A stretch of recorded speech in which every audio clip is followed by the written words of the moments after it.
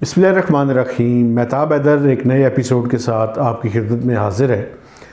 जिस मौजू पे मैंने आपसे बात करनी है वो तसलसल है उस तनज़ली का जिसका हम काफ़ी दिनों के से आपके साथ ज़िक्र कर रहे हैं। आपको याद होगा कि लास्ट टाइम भी मैंने आपसे ज़िक्र किया था कि पाकिस्तान के जो फ़ॉरेन एक्सचेंज रिज़र्व्स हैं वो बड़ी तेज़ी के साथ गिर रहे हैं। एक फ़िगर मैं आपके सामने रख देता हूँ ताकि मैं जो बात कर रहा हूँ इसको जो बुनियादी तौर पे ज़मीनी हक़ाइक़ हैं उनके तनाज़ुर में उसका जायज़ा लिया जा सके। 6 जनवरी 2023 को स्टेट बैंक ऑफ पाकिस्तान ने जो पाकिस्तान के foreign exchange reserves held by state bank of Pakistan बताए वो कोई $4.3 बिलियन है।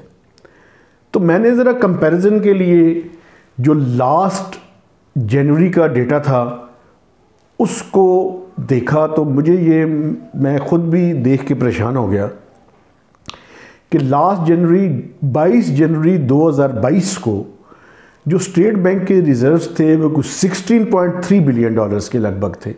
एग्जैक्टली 16.4 थे। तो अब आप देख लें कि पिछले 12 महीनों में कुछ $12.3 बिलियन के रिज़र्व्स गिर गए हैं हमारे, यानी एवरेज हर महीने $1 बिलियन से ज़्यादा के रिज़र्व्स गिरे हैं।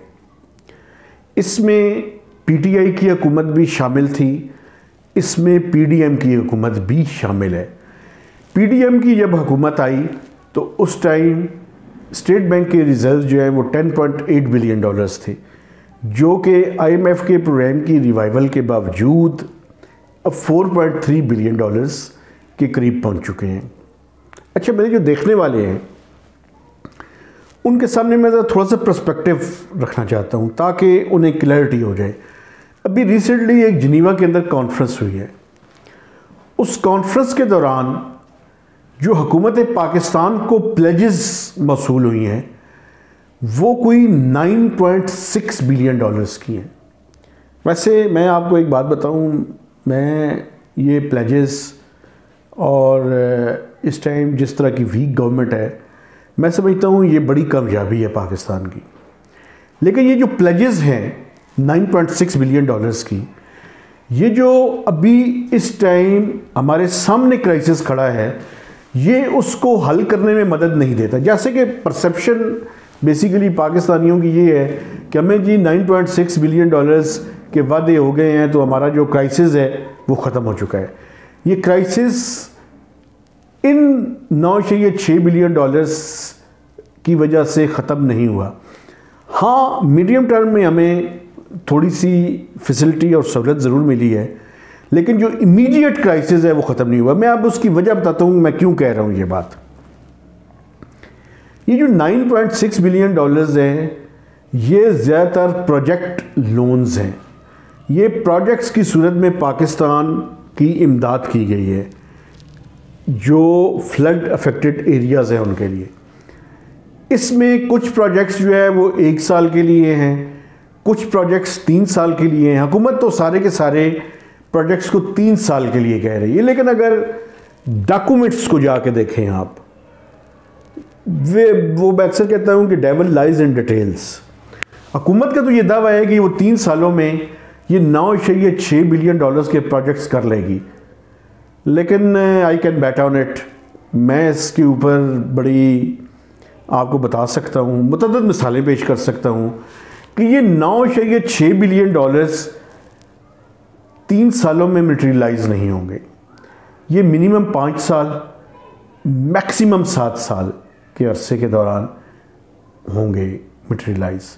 हुकूमत ने भी जो इन राइटिंग में जो डॉक्यूमेंट सामने पेश किया है उसमें शॉर्ट टर्म, मीडियम टर्म और लॉन्ग टर्म की बात की है। शॉर्ट टर्म जो है वो साल के लिए है, मीडियम टर्म 1 से 3 साल के लिए है और लॉन्ग टर्म 5 से 7 साल के लिए है। तो अगर ये 3 साल में मटेरियलाइज कर लें मैं इसको एक मौजज़ा ही करार दे दूंगा। लेकिन पाकिस्तान की डेवलपमेंट हिस्ट्री में इस तरह से नहीं होता कि आप प्रोजेक्ट्स को इतनी तेज़ी से एग्जीक्यूट कर सकें। मैं आपको मिसालें दे सकती, 2 मिसालें मैं आपके सामने रख देता हूँ।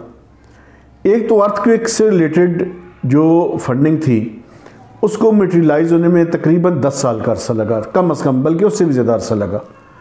और जो फ्लड पाकिस्तान में 2010 में आया था उसमें खैर फॉरेन फंडिंग इतनी ज़्यादा नहीं आई थी रिकन्स्ट्रक्शन के लिए, लेकिन जितनी भी आई थी वो तो मटेरियलाइज ही पूरी तरह से नहीं हो सकी थी। तो पाकिस्तान की डेवलपमेंट हिस्ट्री में ऐसे नहीं होता कि आप ये जो इतना बड़ा रिकन्स्ट्रक्शन का काम है आप 3 सालों में उसको मुकम्मल कर लें। ठीक है, कोशिश करें आप, अगर आप 60% भी 70% भी कर लेते हैं तो मैं इसको भी कामयाबी करार दे दूंगा। 50% से ऊपर कोई भी फिगर हो 3 साल में तो it would be considered as success. एक ऐसे मुल्क में मैं आपको एक मिसाल देता हूँ, पाकिस्तान की डेवलपमेंट हिस्ट्री को अगर देखें तो एक नीलम जेलम का प्रोजेक्ट है।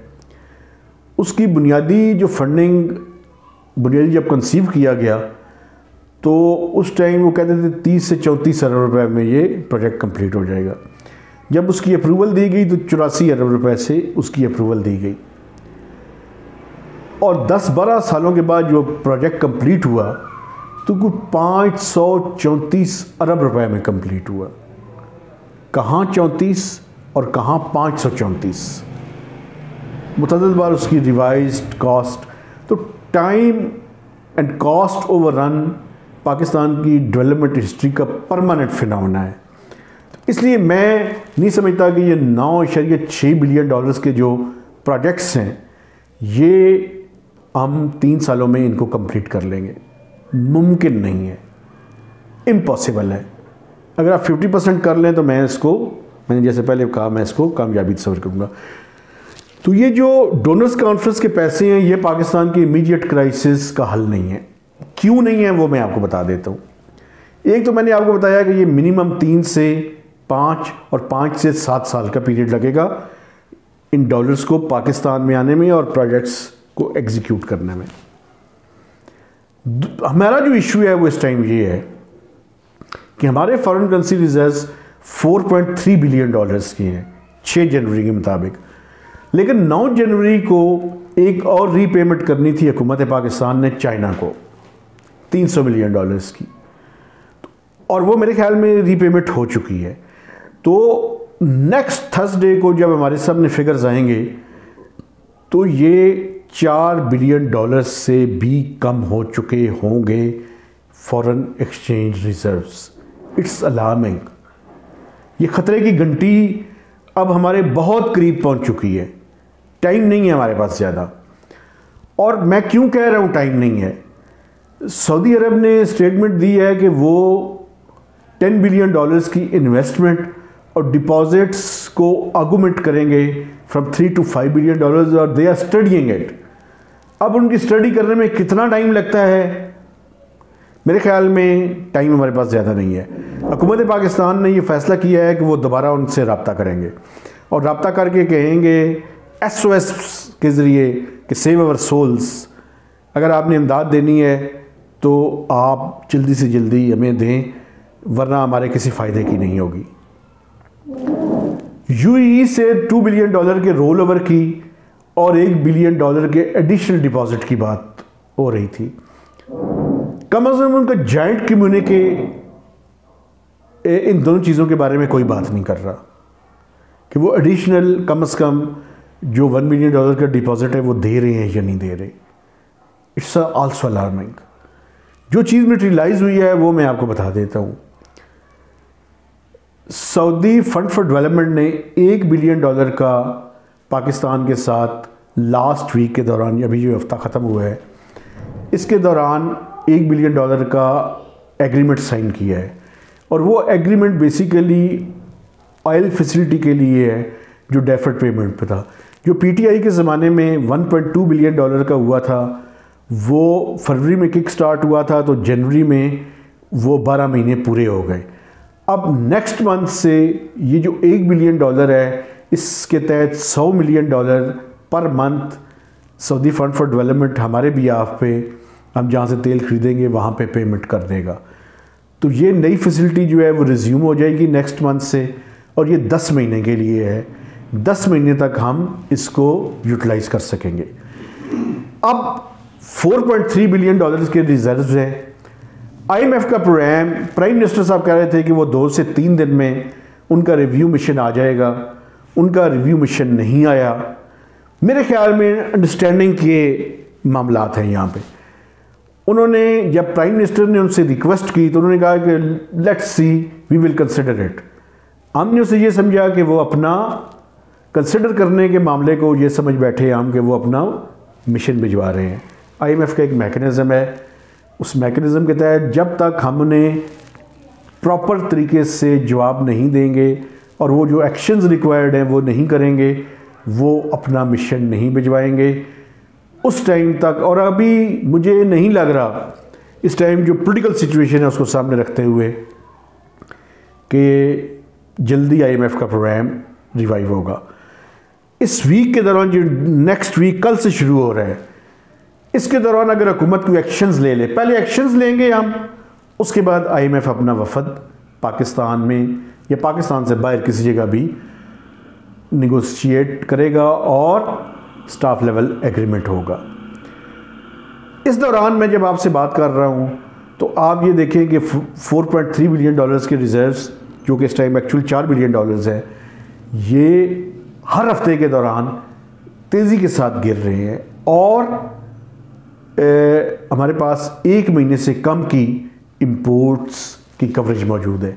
अब प्रॉब्लम ये है कि जो POL की इंपोर्ट्स है वो भी हम पूरी तरह से करने के काबिल नहीं हैं और आइंदा चंद दिनों में आपको पेट्रोलियम की शॉर्टेजेस का सामना करना शुरू हम कर देंगे। उसके साथ फर्नेस ऑयल की शॉर्टेज भी होगी। तो इन दोनों का रिज़ल्ट क्या होगा? इन दोनों का रिज़ल्ट ये होगा कि हमें बिजली की शदीद किस्म की सर्दी होने के बावजूद लोड शेडिंग का सामना करना पड़ेगा और दूसरी तरफ POL की अगर शॉर्टेज होती है तो गाड़ियाँ रोड पे आने के काबिल नहीं रहेंगी। तो हम तेज़ी के साथ क्राइसिस की तरफ जा रहे हैं और इस टाइम है कि हम एक्शंस दें। एक्शंस नहीं लेंगे तो शायद आने वाले दिन हमारे लिए ज़्यादा मुश्किल साबित होंगे। तो इस दुआ और उम्मीद के साथ कि हम ये जो रिक्वायर्ड एक्शंस हैं ये टफ़ हैं, ये टफ़ एक्शंस लें ताकि टफेस्ट जो चीज़ आने वाली है उससे अपने अवाम को और अपने मुल्क को जो है वो बचा सके। एक आखिरी बात करके मैं आपसे इजाज़त चाहूँगा। अभी जो श्रीलंका का एग्रीमेंट हुआ है, श्रीलंका को जो रेस्क्यू पैकेज की बात है IMF की तरफ से, उसमें एक चीज़ ये भी सामने आई है कि वो ये कह रहे हैं कि आप अपनी फ़ौज की तादाद को कम करें। तो जिस तरफ हम बढ़ रहे हैं, मुझे नहीं पता कि आइंदा आने वाला IMF का प्रोग्राम, जो कि जून के बाद जो भी हुकूमत आएगी, जो भी होगा, टेक्नोक्रेट्स हों, पॉलिटिकल गवर्नमेंट हो, मिलिट्री डिक्टेटर हो, कोई भी हो, उसको IMF का प्रोग्राम तो लेना पड़ेगा। और जो अगला IMF का प्रोग्राम होगा वो आसान नहीं होगा, उसे बहुत ज़्यादा एडजस्टमेंट्स करने की ज़रूरत होगी। तो इस ख़तरनाक किस्म की बातें करने के बाद मैं ख़ुद भी परेशान हूँ। आपसे मैं इजाज़त चाहूँगा और आपसे रिक्वेस्ट है कि आप हमारे वीलॉग को अपने दोस्तों के साथ, अपने अजीज़ों के साथ, अपने हल्का अहबाब के साथ इसको शेयर कीजिए। मेहताब हैदर को नए वीलॉग तक इजाज़त दीजिए। खुदा हाफ़िज़।